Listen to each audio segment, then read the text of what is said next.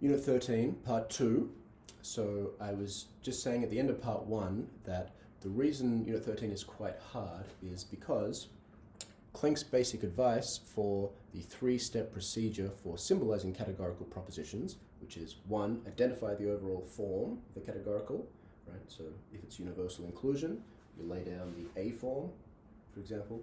Then you identify the subject and predicate, and then you can write them in, and then third, symbolize the subject and the predicate to get the overall thing.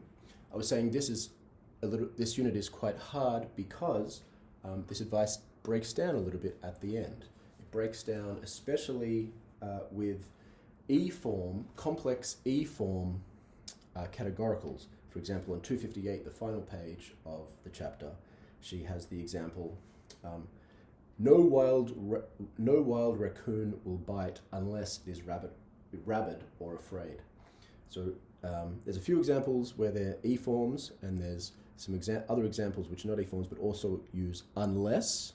And for both of these, she kind of, you'll notice, abandons that three-step procedure. In this case, she suggests rewriting the thing. You should first write out the skeleton and then fill in the subject phrase, and then rephrase the English sentence according to a partial symbolization. So you look at that, that's quite a hard one, but the sort of three-step procedure breaks down a little bit towards the end. But one lesson you can take to the bank, as it were, is even though the A, E, I, O particular forms of categoricals are not such that in all cases you can just identify, for really complex categorical, you can just identify what form it is, lay down, say, an E form, and just unproblematically plug in the subject and predicate. But something does always remain in place, and she states it here on this very important third paragraph of 253, right?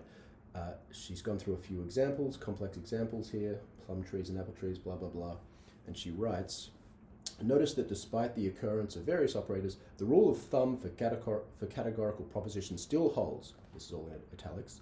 The major operator following a universal quantifier is a conditional, and the major operator following the existential quantifier is a conjunction. This is true whether the quantifier is negated or unnegated.